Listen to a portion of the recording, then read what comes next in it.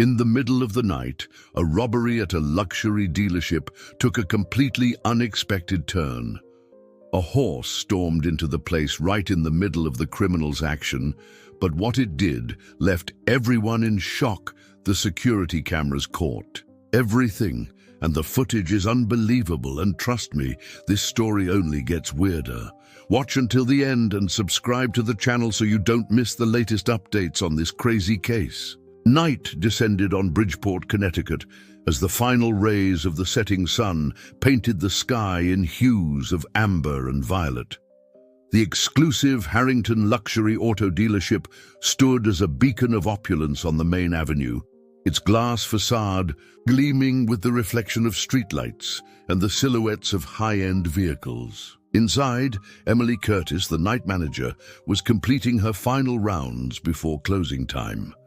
"Jack, have you finished the inventory check on the new arrivals?" Emily called out to her colleague, adjusting her blazer as she walked through the showroom. Jack Reynolds, a mechanic who had been with Harrington for over 15 years, emerged from the service area, wiping his hands on a rag. "All done.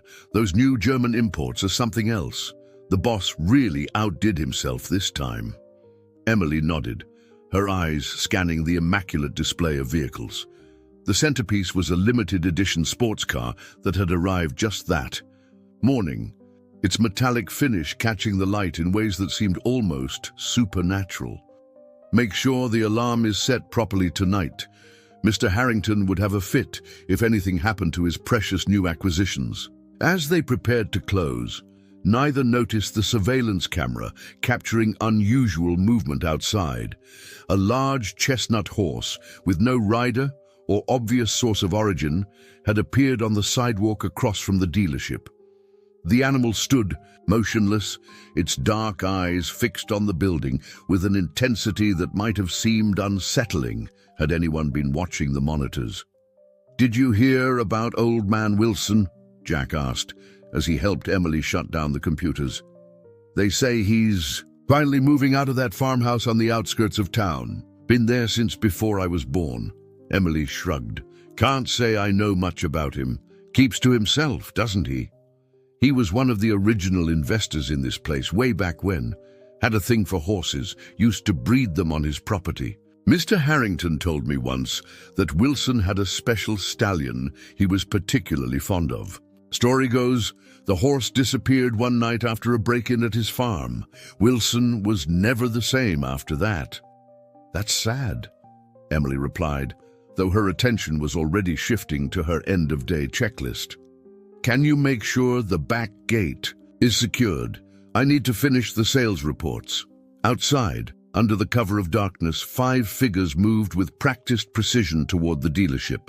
Their leader, a tall man wearing a baseball cap pulled low over his eyes, signaled to the others.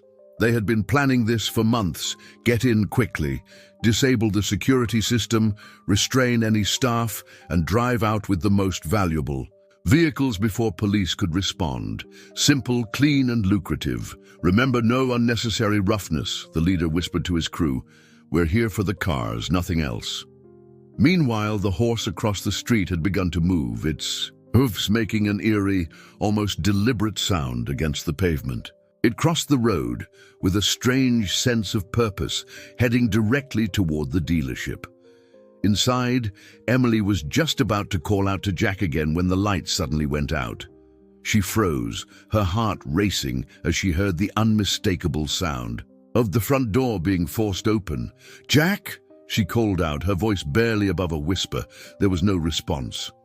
Within seconds, shadowy figures entered the showroom. Emily ducked behind a display counter, fumbling with her phone to call for help, but before she could dial, someone grabbed her arm. "Don't try anything," a muffled voice warned. "We're just here for the cars." Emily and Jack were quickly zip-tied and seated against the wall, while the intruders began working on the electronic locks that secured the keys to the vehicles. The leader checked his watch. They had timed it perfectly, with the security patrol not due for another 40 minutes. "Start with the limited editions in the back," he instructed 2 of his men. "The rest of you, prepare the transporters." It Was then that a thunderous crash echoed through the building.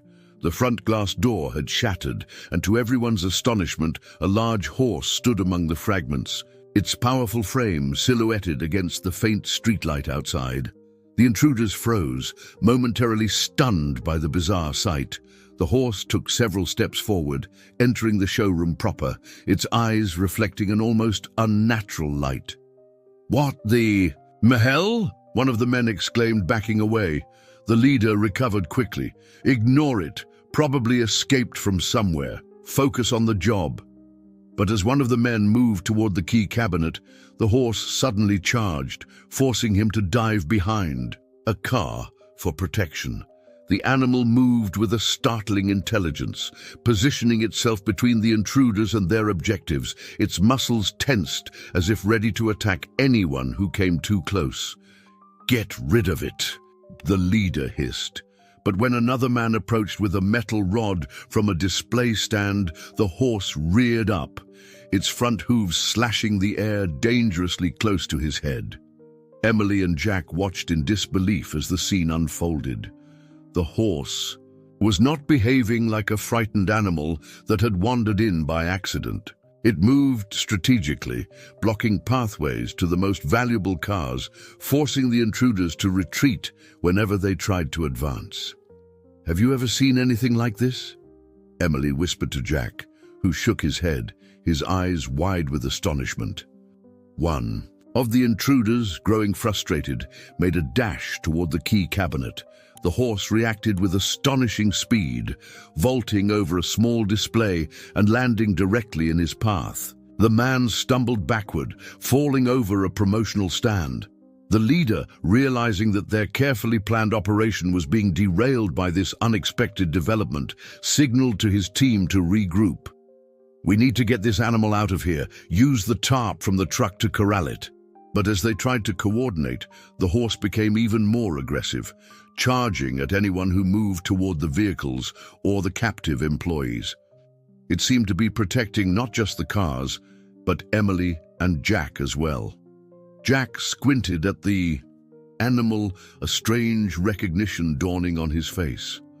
"There's something familiar about that horse," he murmured, "the markings on its flank." In the distance, the faint wail of police sirens could be heard. Someone must have reported the disturbance, perhaps a neighbor who had witnessed the break-in or heard the commotion. The leader cursed. "We're out of time. Forget the premium models. Take what you can reach and go." As the intruders rushed to salvage their plan, the horse positioned itself directly in front of the main exit, effectively blocking their escape route. Its behavior was so deliberate that it seemed almost human in its understanding of the situation. Emily, still bound but watching intently, noticed something startling. A distinctive white pattern on the horse's chest, shaped almost like a star. A memory stirred from an old photograph she had seen in Mr. Harrington's office during her orientation. A photo of a young Thomas Wilson, standing proudly beside a chestnut stallion with an identical marking. The sirens grew louder, and panic set in among the intruders. They abandoned their plans for the vehicles and made a desperate attempt to flee through the service entrance. But as they rushed toward the back of the building, the horse somehow anticipated their move, galloping through a narrow corridor to block that exit as well. "This isn't normal," one of the men cried out. "It's like it knows what we're trying to do." Outside, the flash of police lights illuminated the showroom in pulses of blue and red. The intruders, now trapped between law enforcement and the inexplicably strategic horse, realized their situation was hopeless. As police officers surrounded the building, the horse finally moved away from the exit, walking with deliberate steps toward Jack. It lowered its head, almost as if in recognition, before turning and trotting calmly toward the shattered front entrance. By the time the police entered, the horse had vanished into the night, leaving behind a group of bewildered criminals, 2 shaken employees, and a mystery that would haunt the Bridgeport community for years to come. Dawn broke over Bridgeport, casting long shadows across the Harrington luxury auto dealership. Yellow police tape cordoned off the entrance, and various officers moved about, collecting evidence and taking statements. Detective Sarah Mitchell stood in the center of the showroom, her experienced eyes surveying the aftermath of last night's events. "So, let me get this straight," she said, turning to Emily and Jack, who sat on a leather couch, clutching cups of coffee provided by a sympathetic officer. "You're telling me that a horse, an actual horse, crashed through the front door and prevented these guys from stealing the cars?" Emily nodded, aware of how absurd it sounded. "I know it seems impossible, Detective, but that's exactly what happened. The horse knew what it was doing. It wasn't random or scared, it was protecting us." Detective Mitchell sighed, jotting notes in her small leather-bound notebook. After 15 years on the force, she thought she'd heard everything. And this horse just disappeared afterward? No one saw where it went? "It was there 1 minute and gone the next," Jack confirmed, leaning forward with intensity in his eyes. "But there's something else, Detective. I think I recognized that horse." This caught Mitchell's attention. Recognized? It how? From old photos, that horse had a star-shaped marking on its chest. "I've seen that exact pattern before in pictures at Mr. Harrington's office. It belonged to Thomas Wilson, one of the original investors in this dealership back in the day." Detective Mitchell raised an eyebrow. "And how long ago was this?" "The photos were from at least 20 years ago," Jack replied. "Wilson had a prized stallion that went missing after a break-in at his property. The horse was never found. Wilson was devastated. He and that horse had a special bond." Mitchell wrote this down, though her expression remained skeptical. "And you'd think this is the same horse? After 20 years? Before Jack could respond, the glass doors slid open, and a distinguished older man in an expensive suit entered, his face etched with concern. Gregory Harrington, the owner of the dealership, strode purposefully toward them. "Emily, Jack, thank God you're both all right," he said, his voice carrying the refined accent of old New England money. "I came as soon as I heard." Detective Mitchell extended her hand. "Mr. Harrington, I'm Detective Sarah Mitchell. I'm leading this investigation." Harrington shook her hand firmly. "Thank you for your quick response. I understand my employees were very fortunate." He glanced around at his precious inventory, seemingly relieved that everything was still in place. "Sir," Jack began hesitantly, "I was just telling the detective about Thomas Wilson's horse. The one from the old photographs in your office." Harrington's expression shifted, something flashing in his eyes that Mitchell couldn't quite identify. "Wilson's horse? What does that have to do with anything?" Emily stepped in, her voice steady, despite her exhaustion. "It was a horse that stopped the robbery last night, Mr. Harrington. A chestnut stallion with a white star on its chest, just like in those photos." Harrington paled visibly, sinking into a nearby chair. That's not possible." "Why don't you tell us about Thomas Wilson and his horse, Mr. Harrington?" Detective Mitchell suggested, her instincts telling her there was more to this story. Harrington loosened his tie slightly, looking suddenly older than his 65 years. "Thomas Wilson was more than an investor. He was my best friend. We started this business together after college, though most people don't know that. He preferred to remain silent partner." "And the horse?" Mitchell prompted. "Sentinel," Harrington said softly. "That was his name. Wilson raised him from a foal. That horse was special, intelligent in a way that was almost unnerving. Wilson used to joke that Sentinel understood English better than some of his employees." Jack nodded eagerly. "I remember now. Sentinel. That's what Mr. Wilson called him. In the stories," Harrington continued, his eyes distant with memory. 20 years ago, there was an incident at Wilson's farm. Someone broke in, apparently trying to steal some of his prize-winning horses. Sentinel disappeared that night. We searched for months, but never found a trace. The authorities assumed he was taken by the intruders, but no horse matching his description ever surfaced on the market or at any competitions. And how did Mr. Wilson handle the loss? Mitchell asked, noting the emotion in Harrington's voice. It broke him, Harrington admitted. He withdrew from the business, from society, moved into that old farmhouse and rarely came out.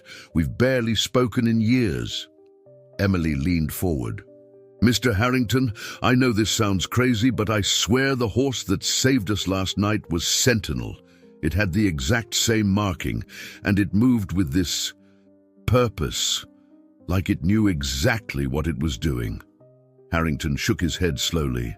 Emily, horses don't live that long, and they certainly don't show up out of nowhere to stop robberies. There has to be a rational explanation. Detective Mitchell cleared her throat. While I agree with Mr. Harrington that there must be a logical explanation, I'm interested in speaking with Mr. Wilson. Is he still in the area? He is, Harrington. Confirmed, though he doesn't receive visitors, hasn't for years. Well, he's about to make an exception, Mitchell declared, closing her notebook. Jack, Emily, you've both been through a lot. Go home, get some rest. Mr. Harrington, I'd appreciate the address for Mr. Wilson. As they prepared to leave, a young officer hurried in, holding a tablet. Detective Mitchell, you need to see this. Mitchell took the tablet, her eyebrows rising as she watched footage from a traffic camera several blocks from the dealership. It clearly showed a chestnut horse galloping down the empty pre-dawn street, heading in the direction of the outskirts of town. Looks like your mysterious savior left evidence after all, she murmured, showing the footage to the others. And it seems to be heading toward the rural areas outside town. Harrington stared at the image, his composure slipping further. That's impossible. It looks exactly like Sentinel. Mitchell handed the tablet back to the officer. Mr. Harrington, I think we both need to pay Mr. Wilson a visit now. An hour later, Mitchell's police cruiser turned onto a long gravel driveway leading to a once grand farmhouse that had seen better days. The white paint was peeling, the garden overgrown, but the fences and barn appeared well maintained. Harrington sat silently in the passenger seat, tension evident in his rigid posture. As they parked, an elderly man emerged onto the porch, leaning heavily on a wooden cane. His weathered face was partially obscured by a white beard, but his eyes were sharp and alert as he watched their approach. "Thomas!" Harrington called out as they exited the car. "It's been a long time." Wilson's expression remained impassive. "Gregory, still driving fancy cars, I see." "Mr. Wilson," Mitchell said, showing her badge. "I'm Detective Sarah Mitchell. I'd like to ask you some questions about your horse, Sentinel." Wilson's eyes narrowed, his knuckles whitening around the head of his cane. "Sentinel has been gone for 20 years, Detective. What could you possibly want to know now?" Mitchell met his gaze steadily. "Because a horse matching Sentinel's exact description saved my dealership from being robbed last night," Harrington interjected, stepping forward. "It protected my employees, stopped the thieves, and then it vanished." For a moment, Wilson remained perfectly still. Then, to both Mitchell and Harrington's surprise, he laughed, a rusty, unused sound. "So he finally came back. I always knew he would, when the time was right." Mitchell exchanged a glance with Harrington. "Mr. Wilson, horses don't live that long, and they certainly don't show up precisely when needed and act with human-like intelligence." Wilson's smile faded, replaced by a solemn intensity. "Detective, there are things in this world that defy explanation. Sentinel was always more than just a horse." "What do you mean?" Mitchell pressed. Wilson sighed, looking past them to the rolling pastures beyond. "Come inside. There's something I need to show you both." As they followed Wilson into the house, Mitchell noticed dozens of framed photographs on the walls, all featuring the same chestnut stallion with the distinctive star marking. In some, the horse stood proudly beside a younger Wilson. In others, it seemed to be performing complex tasks that Mitchell wouldn't have thought possible for an equine. Wilson led them to a small study and unlocked an antique desk drawer, withdrawing a leather-bound journal. "I've never shown this to anyone," he said, handing it to Harrington. "Not even you, old friend." Harrington opened the journal, Mitchell looking over his shoulder. The pages were filled with meticulous entries dating back over 20 years, documenting Sentinel's unusual abilities and seemingly impossible intelligence. "What am I looking at, Thomas?" Harrington asked, his voice barely above a whisper. Wilson sank into a worn leather chair. "The truth about Sentinel. He wasn't just a horse. I found him as a foal, standing over his mother who had been injured in a storm. But even then, I knew there was something different about him, the way he looked at me. There was an awareness there that I've never seen in any other animal." Detective Mitchell studied Thomas Wilson's face, searching for any sign that the elderly man was confused or constructing elaborate fantasies. Instead, she found only clarity and conviction in his weathered features.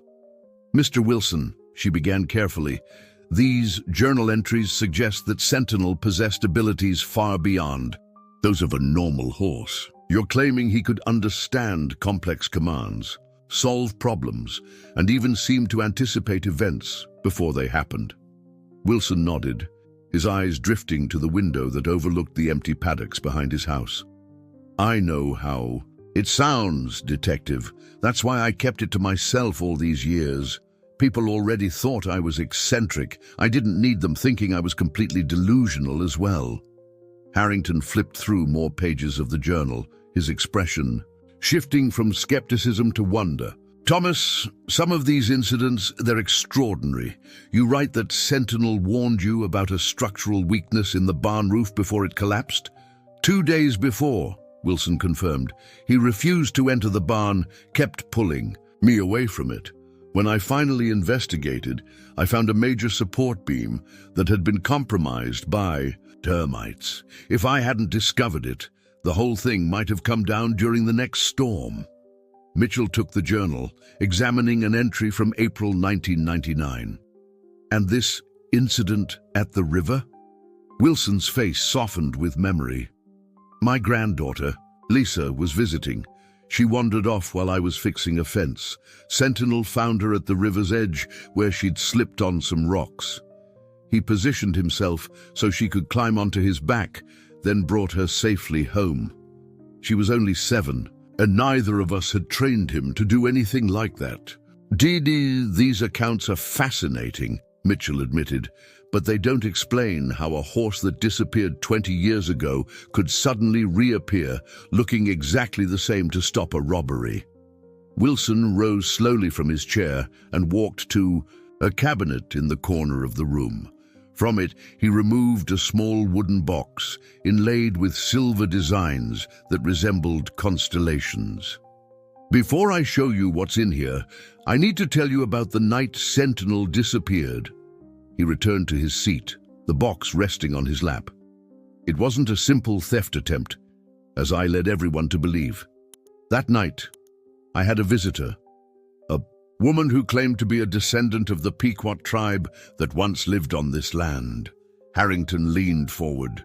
"You never mentioned a visitor." "Because her story was even more unbelievable than Sentinel's abilities," Wilson replied. "She told me that Sentinel was special because he carried the spirit of a guardian that had protected this land for generations. According to her tribe's legends, such spirits occasionally took animal form to fulfill their purpose." Mitchell raised an eyebrow. "A spirit guardian, Mr. Wilson?" Wilson held up his hand. "I know, Detective. I was skeptical too. But she knew things about Sentinel, specific behaviors and incidents that I'd never shared with anyone, things I'd only documented in this journal." He opened the box, revealing a leather pouch and what appeared to be an ancient arrowhead carved from a pearlescent stone. "She gave me these, saying they were connected to Sentinel's spirit. She warned me that a time would come when Sentinel would be called to fulfill his purpose, and that I might not see him again for many years afterward." "And that night," Harrington prompted. That night I went to check on him after the woman left. The stable door was open, though I was certain I'd secured it. Sentinel was gone. Wilson's voice caught slightly. I searched everywhere, called the police. Gregory here organized search parties, but it was as if he'd vanished into thin air. Mitchell studied the arrowhead, careful not to touch it. And you believe this woman's story? That sentinel is some kind of spirit guardian? Wilson smiled faintly. I've had 20 years to think about it, Detective. 20 years to analyze every other possible explanation. In the end, I decided it didn't matter what I believed. What mattered was that Sentinel had been real, and he had been extraordinary. Harrington was silent for a long moment. So, if the legend is true, what was Sentinel protecting last night? My dealership, Emily and Jack? Perhaps, Wilson mused. Or perhaps something connected to our shared past, Gregory. Before Harrington could respond, Mitchell's phone rang. She excused herself and stepped into the hallway to take the call. When she returned moments later, her expression was one of professional neutrality layered over evident surprise. That was the station, she informed them. They finished processing the surveillance footage from last night. They've also discovered something interesting about the attempted robbery. Wilson raised his eyebrows expectantly. The leader of the group has confessed to something unusual, Mitchell continued. He claims they weren't just after random luxury vehicles. They had been hired specifically to steal one car, a rare vintage model that had just arrived yesterday morning. Harrington frowned. The Shelby Cobra? It's valuable, certainly, but not the most expensive car on the lot. The man claims they were given explicit instructions to take that specific car, regardless of anything else they might grab in the process, Mitchell said. And here's the interesting part.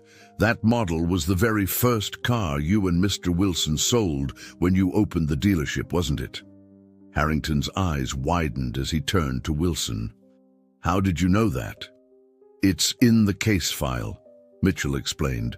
The Shelby was mentioned in an old newspaper article about the dealership's grand opening. You and Mr. Wilson were photographed beside it. She paused, watching their reactions carefully.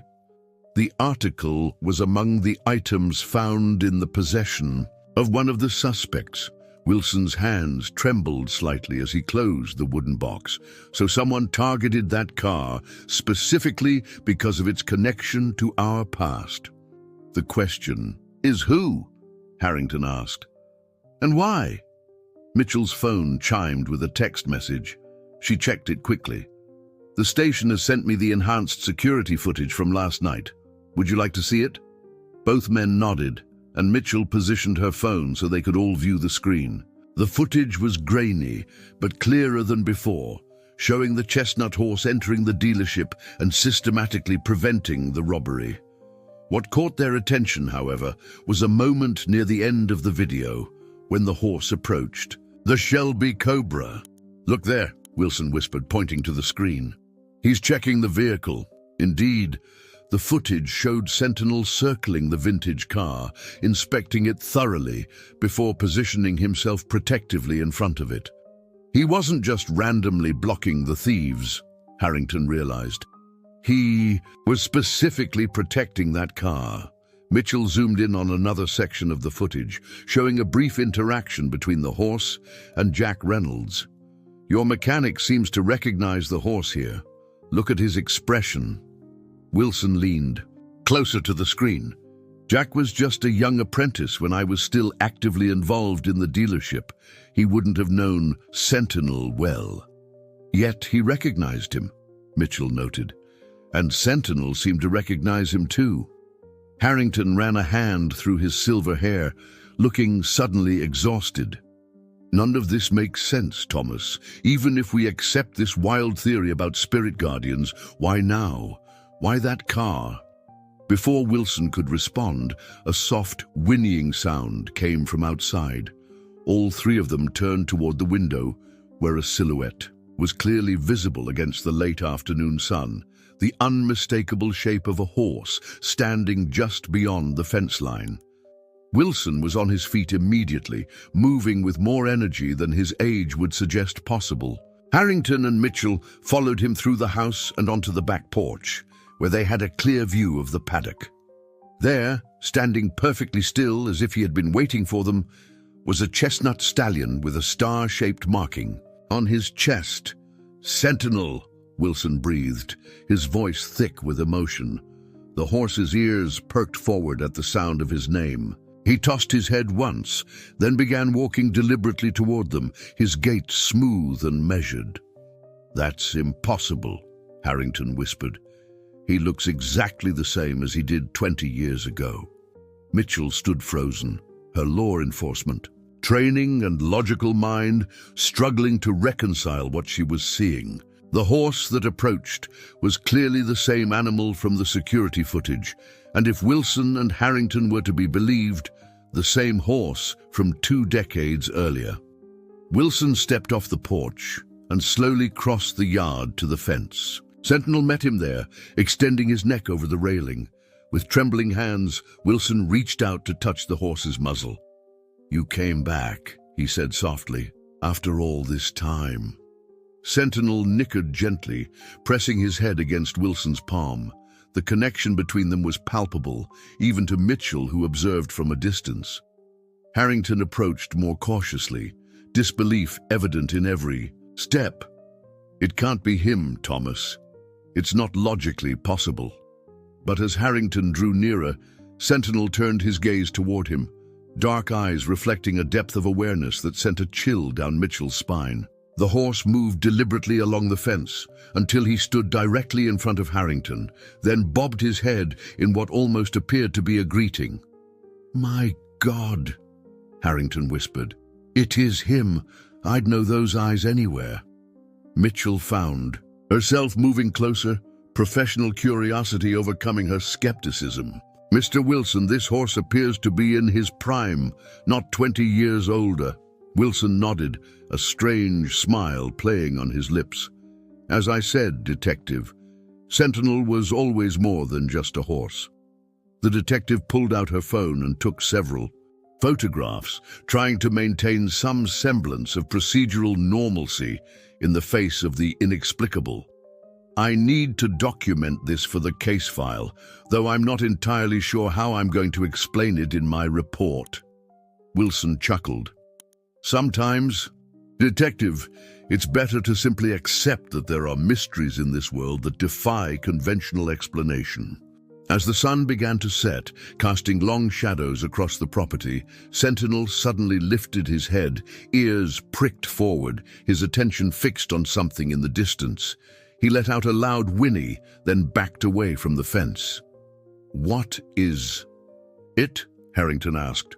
"What's wrong with him?" Wilson narrowed his eyes, studying Sentinel's behavior.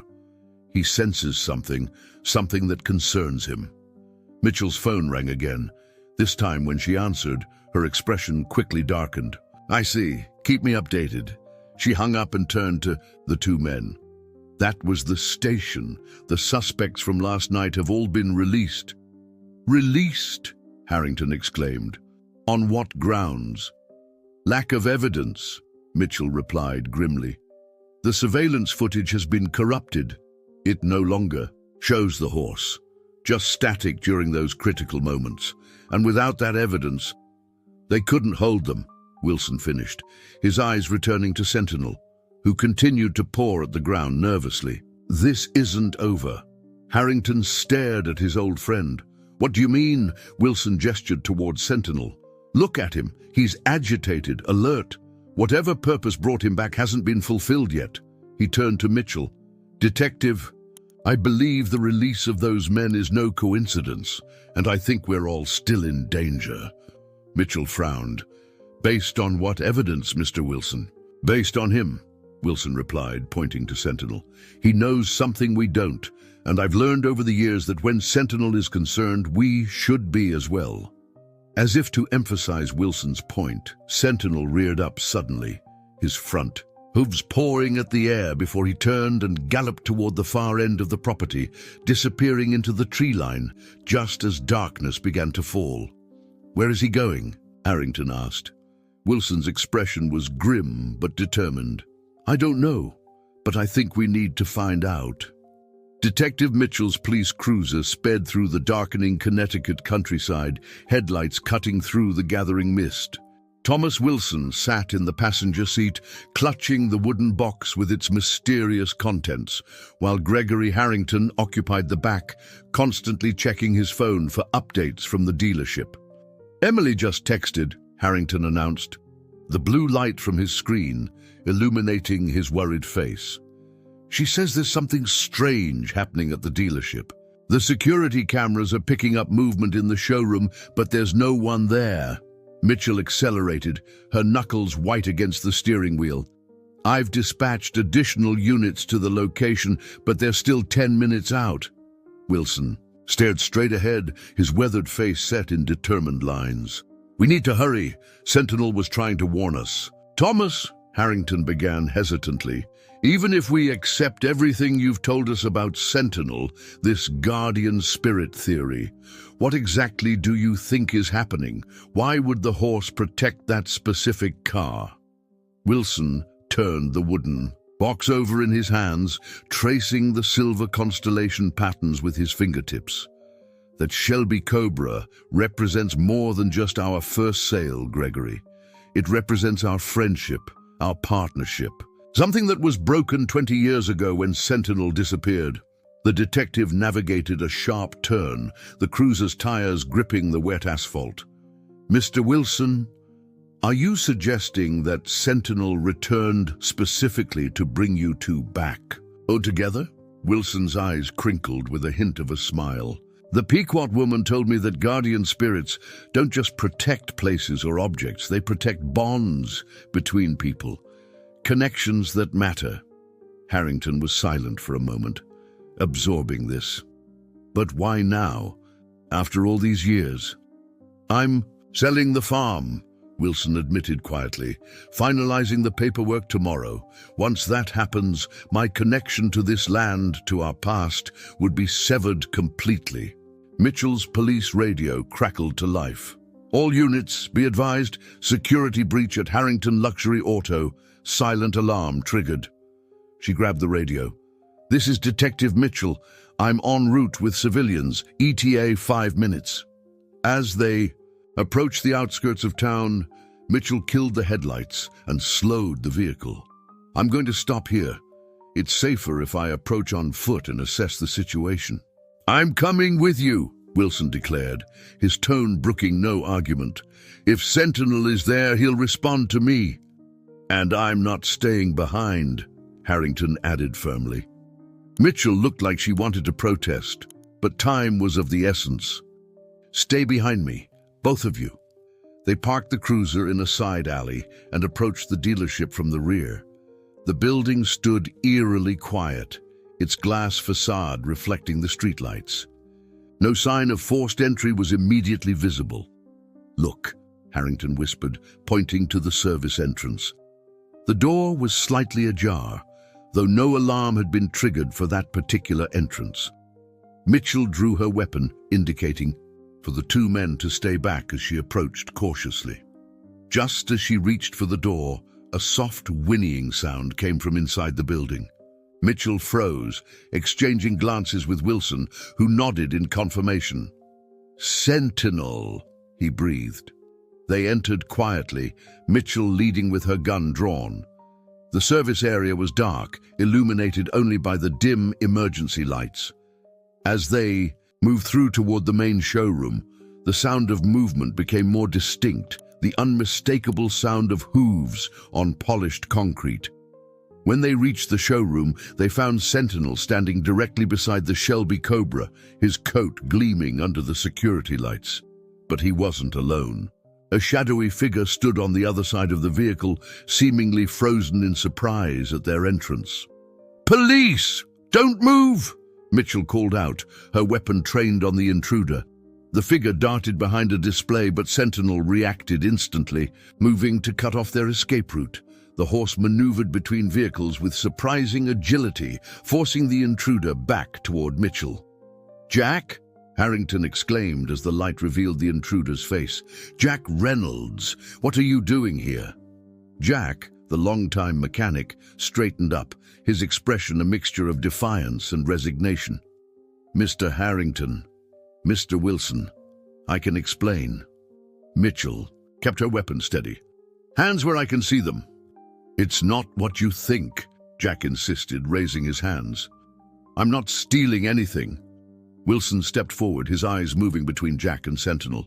The horse had positioned himself strategically, blocking Jack from approaching the Shelby, but showing no signs of aggression. "You recognized Sentinel last night," Wilson said slowly. "You knew who he was." Jack nodded, swallowing hard. "My grandfather used to work for you, Mr. Wilson. He told me stories about Sentinel, about how special he was. I didn't believe them until last night." "That doesn't explain why you're here after hours, Jack," Harrington said, disappointment evident in his voice. Jack's shoulders slumped. "The Shelby, there's something special about it, isn't there? I've been working here 15 years, and you've never let anyone but yourself service that car. Then yesterday those men tried to take it specifically." Wilson moved closer to Sentinel, placing a gentle hand on the horse's neck. "What were you looking for, Jack?" "Answers," Jack replied simply. "My grandfather always said there was more.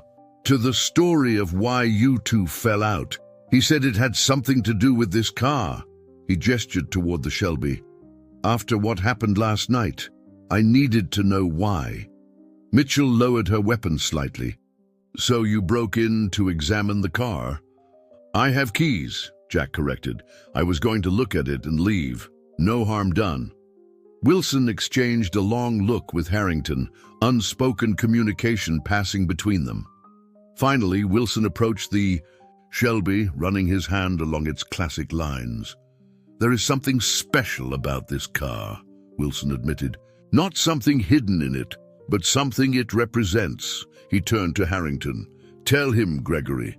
Tell him what we argued about 20 years ago." Harrington's expression tightened. "Thomas, that's ancient history." "Is it?" Wilson challenged. "Then why have you kept this car all these years? Why service it yourself?" Sentinel nickered softly, moving to stand between the two old friends. The gesture was so deliberate, so human-like, that even Mitchell was momentarily speechless. Harrington sighed deeply. "The night before Sentinel disappeared, Thomas and I had a terrible argument. He wanted to keep the dealership small, focused on quality and personal service. I wanted expansion, franchises across the country." "You wanted to sell our values for profit," Wilson corrected, though his tone held no bitterness. "I wanted growth," Harrington countered. "But yes, it would have changed the character of what we built together." Jack looked between them. "And the Shelby. It was the first car we ever sold together," Wilson explained. "To us, it symbolized our partnership, our shared vision. That night, I threatened to dissolve our partnership if Gregory went ahead with his expansion plans." "And then Sentinel vanished," Harrington continued, "and Thomas withdrew completely. I got what I wanted, full control, but lost my best friend in the process." Mitchell holstered her weapon, sensing the tension in the room had shifted from potential danger to emotional revelation. "And you kept the Shelby all these years as a reminder," Harrington finished, "of what we built together, of what I threw away for ambition." Sentinel moved again, this time positioning himself so that his body connected Wilson and Harrington, his head nudging Harrington gently toward his former friend. "I think," Wilson said softly, "that Sentinel returned to guard more than just a car. He came back to protect what it represents, our friendship." Jack watched the horse with newfound respect. The men last night, they weren't just random thieves, were they? They specifically wanted this car. Someone who knew its significance. "To both of us," Harrington agreed. "Someone who wanted to hurt us one last time by taking it." Wilson's eyes widened with sudden understanding. The farm sale. It was announced in the local paper last week. Someone must have seen it and realized it was their last chance. Mitchell stepped forward. Mr. Wilson, are you suggesting that someone targeted this car specifically to cause you emotional distress? Not just emotional distress, Wilson replied, to destroy the last symbol of our partnership before I left Bridgeport for good. Sentinel whinnied loudly, pawing at the ground as if in agreement. Then, to everyone's amazement, he bent his front legs in what appeared to be a bow before the Shelby Cobra. I've never seen a horse do that, Mitchell murmured. Because he's not just a horse, Wilson said, moving to stand beside the animal. He's a guardian, and he's telling us his task isn't finished. Harrington approached hesitantly, stopping within arm's reach of Wilson. Thomas, I've been a fool. For 20 years I've expanded this business, made millions, but lost the one thing that truly mattered, our friendship. Wilson's weathered face softened. We both let pride stand in our way, old friend. Sentinel rose from his bow and stepped back, watching the two men with those intelligent eyes that seemed to see more than any animal should. I've been thinking of retiring, Harrington admitted. The business has become too corporate, too impersonal. Nothing like what we dreamed of creating together. Wilson smiled faintly. And I've been regretting selling the farm. It's been my home for over 40 years. Jack cleared his throat. Mr. Harrington, Mr. Wilson, I think I understand now why Sentinel came back. Not just to stop those men, but to bring you two together again. Mitchell nodded slowly, her pragmatic mind finally accepting the extraordinary events unfolding before. If we accept that Sentinel is this guardian spirit, then his purpose seems clear. Harrington extended his hand to Wilson. It's not too late to start again, is it? Partners? Wilson grasped Harrington's hand firmly. Partners. As the two men reconciled, Sentinel tossed his head, letting out a sound that seemed almost like a satisfied sigh. He turned and walked deliberately toward the shattered front entrance, pausing only to look back once at the group. Is he leaving? Jack asked. Wilson shook his head, a knowing smile crossing his face. No, I think he's waiting for us to follow. The four of them followed Sentinel outside, where the first light of dawn was beginning to break over the horizon. The horse stood in the center of the dealership's front lot, his coat glowing almost supernaturally in the early morning light. What happens now? Mitchell asked, holstering her weapon completely. Now, Wilson said, approaching Sentinel with reverence, we honor the guardian who brought us back together.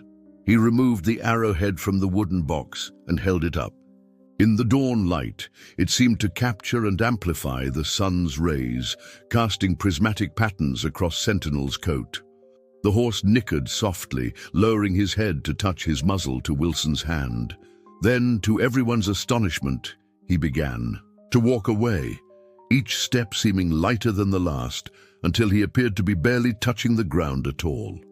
He's leaving, Harrington whispered. His task is complete, Wilson replied, a single tear tracking down his weathered cheek. He's protected what needed protecting.